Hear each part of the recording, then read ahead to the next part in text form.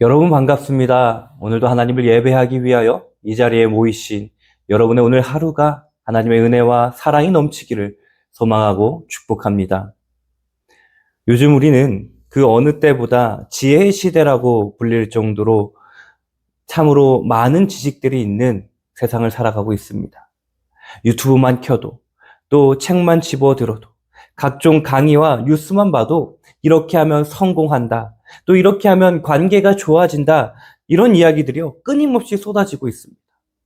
돈 쓰는 법, 사람을 다루는 법, 또 불편한 사람을 정리하는 법까지. 마치 내가 모르면 손해보는 것 같고 아는 순간 우리의 인생이 달라진 것처럼 말하는 이 콘텐츠들이 넘쳐나고 있습니다. 그런데 참으로 아이러니한 일은 지혜에 대한 정보가 이렇게 많은데 우리의 삶은 점점 더 평안해지기보다는 더 복잡해 보인다는 사실입니다. 가정 안의 갈등이 눈에 띄게 줄어들지 않았고요. 교회 안에서의 말 한마디에 마음이 상하고 또 작은 오해가 깊은 상처로 남는 일들이 계속해서 벌어지고 있습니다. 겉으로는 다 괜찮은 척하지만 우리 각자의 마음에 여전히 비교와 시기, 섭섭함과 불만이 쌓여갑니다. 그래서 우리의 마음 깊은 곳에서는 이런 질문이 올라옵니다. 우리가 이렇게 많이 알고 있는데 정말 지혜롭게 살고 있는 것일까? 내가 붙들고 있는 이 생각과 선택의 기준은 과연 하나님이 말씀하시는 지혜에 속한 것일까? 아니면 세상이 말하는 지식 어디쯤에 머물러 있는 것일까? 특히 대림절 마지막 주를 보내는 지금 이 질문은 더욱더 무겁게 우리에게 다가옵니다. 우리는 곧 오실 주님을 기다린다고 고백합니다. 그렇다면 그 주님 앞에 설 때 주님은 우리에게 얼마나 많이 알았느냐를 먼저 물으실까요? 아니면 어떤 지혜로 살았느냐? 어떤 열매를 맺었느냐? 이렇게 물으실까요? 이미 바로 앞에 부분에서 야고보는 우리의 혀를 비추었습니다. 입술에 나오는 말이 심판의 기준이 되고 인생의 방향을 움직인다고 말했습니다. 이제 오늘 우리가 읽는 이 말씀은 한 걸음 더 나아가 그 말과 행동을 만들어내는 지혜의 정체를 향해 우리에게 질문을 던지고 있습니다. 너희 중에 지혜와 총명이 있는 자가 누구냐? 누가 정말 지혜로운 사람인가? 야고보는 말 잘하는 사람, 논리적인 사람, 많이 아는 사람이 아니라 삶의 행실과 관계의 열매로 참 지혜와 거짓 지혜를 분명히 나누어 보여주고 있습니다. 대림절의 참된 준비는 성탄 분위기를 조금 더 느끼고 성탄의 이야기를 더 많이 아는 데서 끝나지 않습니다. 오늘 우리가 어떤 지혜에 자신을 내어 맡기고 있는지, 또 그 지혜가 가정과 교회와 일터에서 어떤 열매를 맺게 하고 있는지 점검하는 자리가 되기를, 그 자리에서 완성이 됩니다.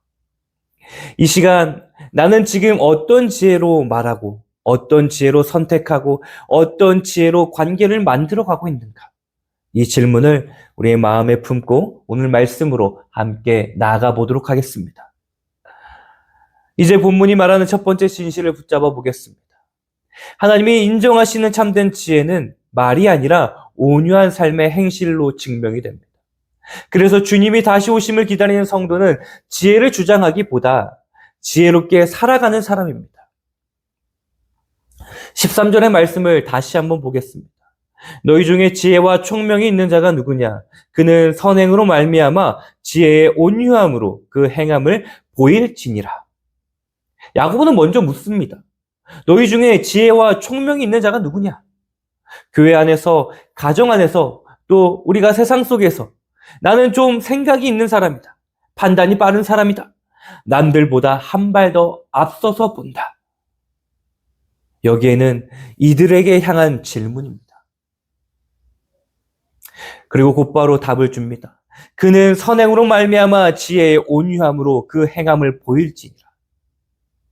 지혜는 입으로 설명하는 것이 아니라 선한 행실과 온유한 태도로 보여주는 것입니다. 야고보는 지혜를 머릿속에 잘 정리된 생각이 아니라 구체적인 행동과 태도로 드러나는 실제적인 능력으로 정의하고 있습니다. 여기서 말하는 선행은 그냥 착한 일 몇 번 한 것을 말하지 않습니다. 사람에게 잘 보이기 위하여 우리가 억지로 꾸며낸 행동도 아닙니다. 하나님 앞에서 볼 때 아름다운 행실, 하나님의 마음과 기준에 합한 삶의 방식, 그 전체를 가리킵니다. 말로는 얼마든지 자신을 포장할 수 있지만 선행은 시간을 두고 보면 숨길 수가 없습니다. 그리고 야고보는 여기에 지혜의 온유함이라는 표현을 붙입니다. 성경이 말하는 온유는 나약함이 아닙니다. 힘이 없어서 참는 것이 아니라 힘은 있지만 하나님 앞에서 기꺼이 절제하는 태도입니다. 내가 더 옳고 내가 더 많이 알고 내가 더 앞서 있어도 상대를 짓누르지 않고 하나님의 뜻 아래에서 내 권리와 내 말할 수 있는 힘을 내려놓는 것, 그것이 바로 온유입니다. 그래서 지혜의 온유함이란 단지 유순해 보이는 성격이 아니라 옳은 것을 알고도 그것을 하나님의 방식으로, 하나님의 때에, 하나님의 마음으로 표현하는 태도입니다. 정답을 아는 것만으로는 지혜가 아닙니다. 그 정답을 언제, 어떻게, 또 어떤 마음으로 사용할지 아는 것이 지혜입니다. 성경 전체의 지혜는 언제나 삶의 길과 연결이 되어 있습니다. 잠언은 지혜를 늘 이렇게 말합니다. 지혜로운 자의 길, 어리석은 자의 길. 그 길의 기준은 얼마나 많이 아느냐가 아니라 여호와를 경외하는 선택을 하느냐입니다. 하나님을 두려워하고 하나님을 의식하며 하나님 앞에서 옳은 길을 택하는 삶이 바로 지혜입니다. 예수님도 같은 말씀을 하셨습니다. 마태복음 7장에서 예수님은 지혜로운 사람을 이렇게 정의하십니다. 내 이 말을 듣고 행하는 자는 그 집을 반석 위에 지은 지혜로운 사람 같으니래. 그 말씀을 듣고 행하는 사람이 지혜로운 사람입니다. 머리에 채워진 정보의 양이 지혜를 결정하지 않습니다. 순종의 깊이가 지혜를 결정하는 것입니다. 결국 예수 그리스도 자신이 하나님의 지혜이십니다. 그분은 이론으로 지혜를 설명하지 않으시고 삶으로 지혜를 보여주셨습니다. 억울한 누명을 쓰시고도 침묵하실 수 있었습니다. 비난과 조롱을 받으면서도 저주로 대감지 않았습니다. 제자들의 발을 씻기시며 나는 주와 선생이 되어 너희의 발을 씻겼다고 말씀하시고는 섬김의 길을 지혜의 길로 제시하셨습니다. 십자가에서 예수님은 온유와 순종으로 아버지의 뜻을 이루셨습니다. 내 뜻대로 마옵시고 아버지의 뜻대로 하옵소서. 세상이 보기에는 가장 어리석은 선택처럼 보였지만 하나님의 눈에는 가장 지혜로운 길이었습니다. 그래서 그분 안에 있는 우리에게도 지혜는 결국 십자가를 닮은 온유한 순종의 삶으로 드러납니다. 삶의 현장으로 내려와 보겠습니다. 논쟁이 있을 때마다 언제나 이기는 사람이 있습니다. 말로는 누구도 못 당합니다. 상대가 말 한마디 하면 10마디로 논리적으로 반박합니다. 회의 자리에서도, 가정에서도, 또 교회 안에서도 항상 마지막 말을 본인이 가져가야 속이 시원합니다. 그래서 사람들은 그의 지식을 인정하고 정말 똑똑하다라고 이야기합니다.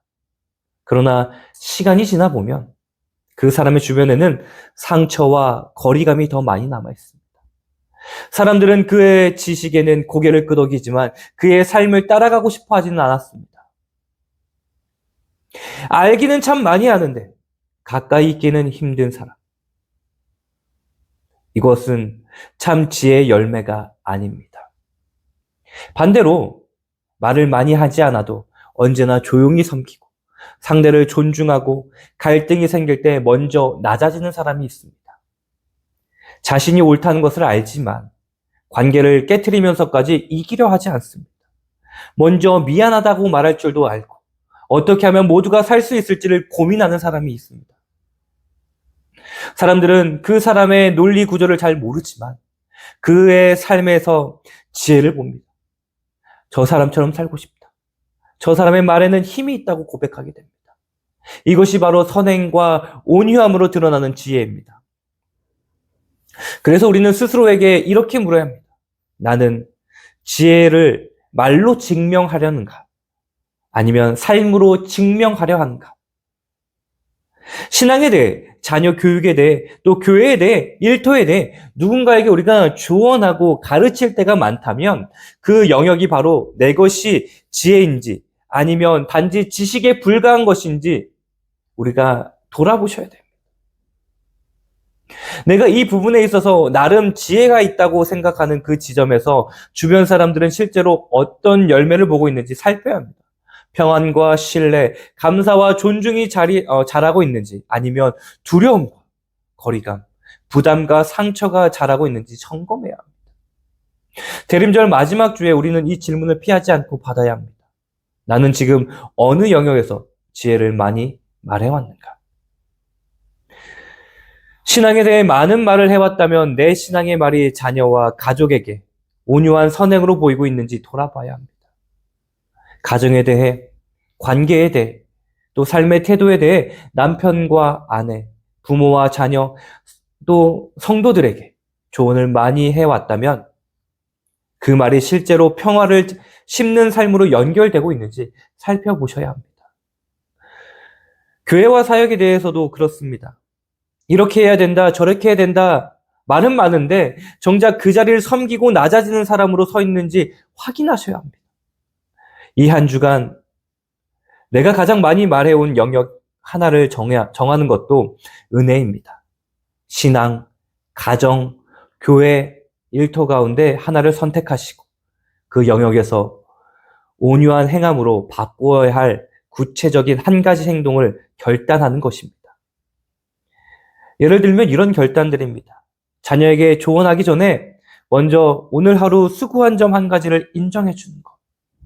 또 회의에서 내 의견을 길게 말하기보다는 먼저 두 사람의 의견을 끝까지 듣고 그리고 나서 말하는 것.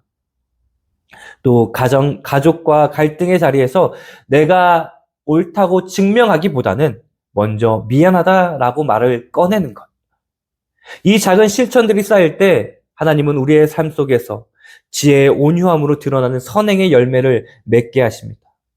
참 지혜는 이렇게 온유한 선행으로 드러납니다. 그러나 현실을 돌아보면 우리는 지혜를 말하면서도 여전히 시기와 다툼, 비교와 불만 속에 머물 때가 많습니다. 이 지점에서 야고보는 두 번째로 우리가 너무 익숙해져 있는 이 땅에서 난 그 거짓 지혜의 정체를 우리 앞에 드러냅니다. 핵심은 분명합니다. 시기와 다툼에 뿌리를 둔 땅의 지혜는 결국 혼란과 모든 악을 낳는다는 것입니다. 그래서 주님의 다시 오심을 기다리는 성도는 아무리 그럴듯해 보여도 세상의 지혜를 단호히 거부해야 합니다. 먼저 14절을 보겠습니다. 너희 마음속에 독한 시기와 다툼이 있으면 자랑하지 말라. 진리를 거슬러 거짓말하지 말라. 야고보는 지혜 문제를 마음에서 시작합니다. 겉으로 드러난 말, 행동이 아니라 마음을 지배하고 있는 두 단어를 지적합니다. 바로 독한 시기와 다툼입니다. 독한 시기는 왜 나는 저 사람이 가진 것을 갖지 못하는가? 왜 인정은 저 사람에게만 가는가? 그런 마음이 바로 독한 시기입니다. 단순한 부러움을 넘어 상대가 잘 되면 마음이 불편해지고 차라리 같이 안 되었으면 좋겠다라는 생각까지 올라오는 상태입니다. 다툼은 이 자리에서만큼은 내가 이겨야 한다. 이 문제만큼은 내 의견이 관철되어야 한다. 내가 여기서 밀리면 내 존재 자체가 무너집니다. 라는 그 집착입니다. 진리를 위한 열심히 포장이 되어 있긴 하지만 깊이 들어가 보면 나 중심의 욕심이 자리 잡고 있습니다. 야고보는 이렇게 말합니다. 너희 마음속에 이런 것들이 있으면 자랑하지 말라. 진리를 거스려 거짓말하지 말라. 무슨 뜻입니까? 마음 안에 독한 시기와 자기 야심이 가득한 상태에서 내가 더 지혜롭다, 내가 더 이 교회를 사랑한다, 내가 이 가정을 위해 더 바르게 생각하고 있다고 주장하는 것은 진리를 거스르는 거짓이라는 말입니다.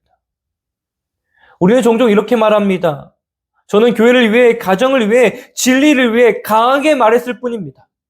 그런데 그 말 뒤에 숨은 진짜 동기는 나는 틀릴 수 없다. 나는 져서는 안 된다. 이 마음이 품어져 있는 것입니다. 그것은 하나님의 지혜가 아니라 땅에서 난 거짓 지혜입니다. 15절은 이 거짓 지혜의 출처를 아주 선명하게 드러냅니다. 이러한 지혜는 위로부터 내려온 것이 아니요 땅 위의 것이요 정욕의 것이요 귀신의 것이니. 야고보는 세 가지 얼굴을 이야기합니다. 첫째, 땅 위의 것입니다. 하나님을 계산에 넣지 않는 사고방식입니다. 결정의 기준이 지금 여기서 뭐가 가장 빨리, 뭐가 가장 크고 유익해 보이는가에 머뭅니다. 숫자, 성과, 이미지, 효율만 가지고 판단합니다. 이게 현실이지. 교회도 결국 시스템이야. 가정도 전략이 필요해. 이 말 속에 숨어 있습니다. 겉으로 보기에는 현실적이고 똑똑해 보이지만 하나님의 시선과 영혼을 전혀 고려하지 않는 지혜입니다. 두 번째는 정욕의 것입니다. 여기서 정욕은 단지 성적인 욕망을 이야기하는 것이 아니라 내 안에 자리 잡은 모든 자기 중심적 욕구를 포함합니다. 내가 편해야 한다. 내가 인정받아야 한다. 내가 손해보면 안 된다라는 마음에서 나오는 계산입니다. 겉으로는 가정을 위해서 또 교회를 위해서라고 말하지만 실제로는 나를 위해서인 경우가 많습니다. 결국 내 유익, 내 체면, 내 승리가 지혜의 기준이 되고 맙니다. 세 번째로 귀신의 것입니다. 이 말은 거짓 지혜 배후에 영적인 세력이 놓여 있다는 뜻입니다. 사단은 처음부터 하나님과 사람 사이를 갈라놓는 일을 해왔습니다. 지금도 시기와 다툼을 부추깁니다. 내가 억울하지 않냐? 왜 너만 손해보냐? 저 사람을 믿을 수가 없다. 이런 생각을 계속해서 넣어줍니다. 그리고 그 생각을 너의 지혜로운 판단인 것처럼 느끼게 만들어줍니다. 그래서 야고보는 단언합니다. 이런 지혜는 절대로 위로부터 온 것이 아닙니다. 하나님께 근원이 있는 지혜가 아닙니다. 이 지혜의 출처 자체가 땅의 정욕, 귀신입니다. 16절은 이 지혜가 만들어내는 결과를 요약합니다. 시기와 다툼이 있는 곳에는 혼란과 모든 악한 일이 있습니다. 시기와 다툼은 절대 혼자 있지 않습니다. 언제나 혼란과 모든 악한 일을 데려옵니다. 가정에서 시기와 다툼이 자리 잡으면 서로를 믿지 못하고 사소한 말에도 상처를 받습니다. 결국 대화는 줄어들고 각자의 방으로 숨어 들어가게 됩니다. 교회에서 내가 더 인정받아야 한다. 내 의견이 관철되어야 한다. 내 마음이 강해질수록 회의는 길어지고 분위기는 무거워지고 섬김의 기쁨은 사라지고 서로에 대한 불신만 자라납니다. 그 과정에서 모두 나름의 지혜로운 이유를 말합니다. 그러나 시간을 두고 보면 남는 것은 혼란과 상처뿐입니다. 일터에서 시기와 경쟁의 기준이 되면 사람은 동료가 아니라 경쟁자가 됩니다. 정보는 나누는 것이 아니라 숨겨야 할 것이 되고 관계는 깊어지지 못합니다. 처음에는 어쩔 수 없는 현실, 현명한 선택, 전략적인 판단처럼 보입니다. 하지만 시간이 지나면 그 열매는 항상 관계를 파괴하고 공동체를 분열하고 마음의 황폐로 드러나게 됩니다. 여기서 우리는 중요한 질문을 마주합니다. 나는 지금 어떤 지혜로운 선택하고 있는가? 세상의 지혜는 언제나 효율과 눈에 보이는 유익을 강조합니다. 이게 빨리 된다. 이렇게 해야 덜 손해본다. 이게 현실적으로 가능하다. 그러나 하나님의 나라의 관점에서 보면 하나님을 배제한 효율은 결국 죄의 구조를 강화하는 것입니다. 십자가는 세상의 지혜로 볼 때 철저히 어리석음입니다. 왜 굳이 손해를 보나? 왜 끝까지 참나? 왜 거기까지 사랑하나? 그러나 하나님께서는 지혜요 능력입니다. 그리스도의 길은 항상 자기를 낮추고 포기하고 양보하고 손해보는 것 같은 길로 보입니다. 그러나 그 길이야말로 시기와 다툼이 아닌 사랑과 화해를 낳는 길입니다. 따라서 땅의 지혜는 왕으로 오실 그리스도의 길과 정면으로 충돌합니다. 우리의 입술이 주님 오시옵소서 외치면서도 삶의 실제 기준은 여전히 시기, 경쟁, 비교의 원리로 움직인다면 우리는 다른 왕국의 원리를 쫓아 살아가고 있는 것입니다. 그래서 우리는 정직하게 자신을 판단해야 합니다. 나는 중요한 결과를 결정할 때 가장 먼저 무엇을 떠올리는가? 하나님의 뜻, 하나님의 기쁨, 마음의 평강이 기준이 되는가? 아니면 내 유익, 내 체면, 내 승리, 내 손해의 여부가 먼저 떠오르는가? 시기와 다툼이 반복되는 관계나 상황이 있다면 그 자리는 단지 상대방의 문제가 있는 자리가 아닙니다. 어떤 지혜가 지금 내 안에서 작동하고 있는지 점검해야 할 자리입니다. 그 자리에서 이렇게 기도해야 합니다. 주님, 제가 지금까지 의지해온 이 세상의 계산법을 주님 앞에서 끊어내게 하소서. 효율과 내 유익을 최우선으로 두었던 선택을 이제는 내려놓고 십자가의 길, 왕의 길을 따르는 지혜를 주시옵소서. 땅에서 난 지혜는 언제나 매력적으로 보입니다. 당장은 더 똑똑해 보이고 더 강해 보이고 덜 손해보는 길처럼 보입니다. 그러나 결국 남기는 것은 혼란과 악한 일입니다. 이제 질문은 분명해집니다. 그렇다면 반드시 붙들어야 할 위로부터 난 지혜는 어떤 열매를 맺는가? 야고보는 이어지는 말씀에서 하늘의 지혜가 만들어내는 관계와 공동체의 모습을 마치 한 폭의 그림처럼 우리 앞에 펼쳐 보여줍니다. 위로부터 난 지혜는 하나님의 성품을 닮은 열매로 관계 속에서 평화를 심고 의의 열매를 거두게 한다는 것입니다. 그래서 주님의 다시 오심을 기다리는 성도는 이 지혜를 알고만 있는 것이 아니라 날마다 구하고 선택하며 살아갑니다. 17절의 말씀을 보겠습니다. 오직 위로부터 난 지혜는 첫째 성결하고 다음에 화평하고 관용하고 양순하며 긍휼과 선한 열매가 가득하고 편견과 거짓이 없나니. 야고보는 위로부터 난 지혜를 설명할 때 추상적인 개념이 아니라 성품과 태도로 말합니다. 하나하나가 다 관계 속에서 드러나는 모습입니다.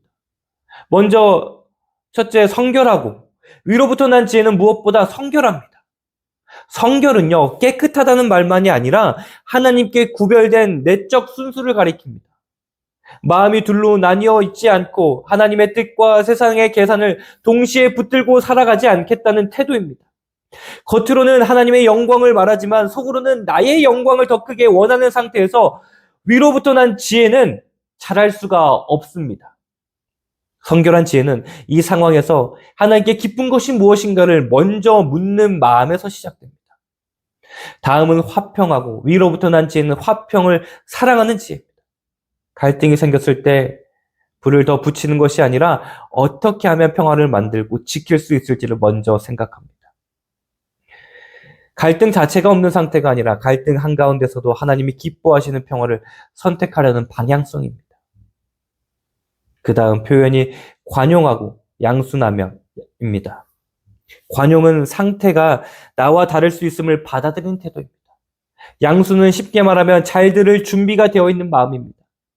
위로부터 난 지혜를 가진 사람은 내가 맞다는 확신이 있어도요, 상대방의 이야기를 끝까지 듣습니다. 이기려 하기보다는 이해하려고 하고 상대방의 그 입장을요, 한 번이라도 더 서보려고 합니다. 그래서 그 사람 곁에는 숨 쉴 공간이 생깁니다. 이어지는 표현이 긍휼과 선한 열매가 가득하고입니다. 긍휼은 연약한 자를 불쌍히 여기는 마음입니다. 위로부터 난 지혜는 냉정하게 계산만 하지 않습니다. 저 정도는 자기가 책임져야지라고 잘라버리지 않고 넘어진 사람, 뒤처진 사람의 입장을 헤아립니다. 그리고 거기서 멈추지 않고 선한 열매, 실제적인 도움과 섬김으로 나아갑니다. 눈물 흘리는 자 곁에 앉아주는 일, 힘든 이에게 연락 한 번 더 하는 일, 형편이 어려운 이웃을 돕는 손길이 위로부터 난 지혜의 흔적입니다. 마지막으로 편견과 거짓이 없나니라고 말합니다. 편견은 치우침 차별을 뜻합니다. 내 사람, 네 사람 나누고 아끼는 사람에게만 너그러워지고 싫어하는 사람에게는 모든 기준을 엄격하게 들이대는 태도가 바로 편견입니다. 위로부터 난 지혜는요, 그런 자르기를 하지 않습니다. 그리고 거짓이 없습니다. 앞에서 한 말, 뒤에서 하는 말이 다르지 않고 상황에 따라 말이 계속 바뀌지 않습니다. 진실하고 일관되며 하나님과 사람 앞에 떳떳합니다. 이 모든 특성을 한 문장으로 묶으면 하나님의 성품을 닮은 지혜입니다. 하나님은 거룩하시고 평강의 하나님이시고 우리를 오래 참으시며 우리의 연약함을 불쌍히 여기시고 진실하시고 공평하신 분이십니다. 그리고 예수 그리스도는 바로 이 하나님의 지혜가 사람이 되어 우리에게 찾아오신 분이십니다. 이사야는 그분을 우리에게 나신 평강의 왕이라고 불렀습니다. 대림절은 그 평강의 왕을 기억하겠다고 다시 기다리는 시간입니다. 예수님은 십자가에서 자신의 몸으로 막힌 담을 허무셨습니다. 하나님과 우리 사이에 있던 죄의 담을 허무시고 사람과 사람 사이를 가르는 담도 허무셨습니다. 십자가는 세상의 눈에는 실패처럼 보이지만 하나님께서 보실 때 지혜의 절정입니다. 그 십자가에서 성결, 화평, 관용, 양순, 긍휼, 진실이 완전히 드러났습니다. 그러나 위로부터 난 지혜를 산다는 것은 추상적인 지혜로운 선택 몇 개를 잘하는 인생을 말하지 않습니다. 평강의 왕이신 그리스도를 닮아가는 삶. 그분의 마음을 품고 그분의 방식을 따라 말하고 행동하는 삶입니다. 우리가 삶의 현장에서 이 차이를 한번 떠올려 보시면 좋겠어요. 같은 상황, 같은 갈등이라도 어떤 사람은 자신의 논리를 앞세워 결론을 냅니다. 말은 다 맞을지 모릅니다. 그러나 듣다 보면 그 말이 논리적으로 맞는지 싶습니다. 그러나 시간이 지나면 관계는 더 멀어져 있습니다. 서로의 마음에는 상처와 경계심이 남습니다. 이 사람의 지혜는 결과적으로 혼란과 거리감을 낳습니다. 다른 사람은 조금 돌아갑니다. 말을 덜합니다. 대신 먼저 듣습니다. 상대를 이해하려 하고 상대의 감정을 존중해 줍니다. 때로는 억울할 수 있지만 먼저 사과합니다. 그때 내 말이 상처가 되었겠구나. 미안해 라고 말할 줄 압니다. 함께 기도하자고 손을 내밉니다. 그래서 그 관계는 완벽하진 않아도 끝내 함께 남을 수 있는 관계가 됩니다. 우리는 후자의 사람에게 성결, 화평, 관용, 양순, 긍휼, 진실의 향기를 맡습니다. 그리고 그 사람에게서 위로난 지혜를 봅니다. 그래서 이 대림절 마지막 주에 우리는 구체적인 한 자리를 떠올려야 합니다. 내가 가장 자주 마주하는 갈등의 자리에 한 곳을 떠올리는 것입니다. 가정 안에 있을 수 있습니다. 늘 부딪히는 대화 패턴, 늘 반복되는 서운함의 지점에 있을 수 있습니다. 교회 안에 있을 수 있습니다. 여기는 자주 부딪히는 동역자, 나와 스타일이 너무 달라서 힘든 사람이 있을 수 있습니다. 일터나 인간관계 안에 있을 수 있습니다. 말 한마디 나누기 부담스러운 상대, 마주치면 마음이 굳어지는 사람이 있을 수 있습니다. 그 자리에서 지금까지 습관처럼 사용해 온 땅에서 난 지혜의 방식을 내려놓아야 합니다. 이기려는 말, 손익을 먼저 따지는 계산, 상대와 자신을 비교하며 쌓았던 감정을 그대로 따라가던 방식을 멈추는 것입니다. 그리고 위로부터 난 지혜의 방식을 작게라도 하나 선택하는 쪽으로 방향을 틀어야 합니다. 이번에는 내가 먼저 듣겠다. 이번에는 내 말이 옳다는 것을 증명하기보다 상대의 마음을 이해하는 말을 먼저 꺼내겠다. 이번에는 내 기준이 맞지 않는 부분을 비난하기보단 하나님의 긍휼을 구하는 기도부터 드리겠다. 이번에는 누가 더 옳으냐보다 이 관계에서 하나님이 기뻐하시는 평화가 무엇인가를 먼저 생각해 보겠다. 이것이 바로 위로부터 난 지혜를 삶에서 선택하는 방식입니다. 그리고 평강의 왕이신 예수님께 이렇게 기도할 수 있습니다. 주님, 제가 이 관계 속에서 평화를 심는 사람이 되게 하소서. 제 안에 위로부터 난 지혜를 부어주소서. 제 말과 선택에 이의 선택이 의의 열매를 거두는 씨가 되게 하여 주시옵소서. 이 기도는 감정에 취한 결심이 아니라 왕으로 오실 그리스도의 지혜 아래 내 삶의 방향을 다시 두겠다는 믿음의 고백입니다.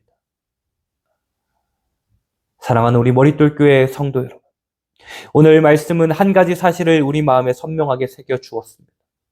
우리가 어떤 지혜를 붙들고 사느냐가 결국 어떤 열매를 맺는 삶을 살게 되는지를 결정한다는 것입니다. 지혜를 많이 말하는 사람이 아니라 온유한 선행으로 지혜를 드러내는 사람이 참으로 주님을 기다리는 사람입니다. 이 대림절 마지막 주에 우리는 거창한 결심보다 한 가지 방향만 분명히 정했으면 좋겠습니다. 내 안에 너무 익숙해서 이제는 당연하게 여겼던 땅의 지혜의 계산법을 잠시 내려놓고 평강의 왕이신 예수님, 오늘 저에게 위로부터 난 지혜를 허락해 주시옵소서라고 조용히 구하는 것입니다. 그리고 그 지혜를 가지고 지금 내가 서 있는 한 관계의 자리에서 이기려는 말과 비교의 시선 대신 평화를 심는 말 한마디, 이해하려는 한 걸음, 먼저 낮아지는 작은 선택을 오늘 한번 실제로 해보는 것입니다. 여러분, 이제 말씀을 우리의 마음에 품고 잠시 눈을 감고 한 사람, 한 자리를 떠올려 보시면 좋겠습니다. 대림절, 내가 위로부터 난 지혜로 평화를 심어야 할 그 한 자리는 어디이며 그 자리에서 오늘 내가 취할 첫 번째 말과 행동은 무엇이겠는가? 이번 주 이 질문의 답을 찾는 저와 여러분이 되기를 주님의 이름으로 간절히 축원합니다.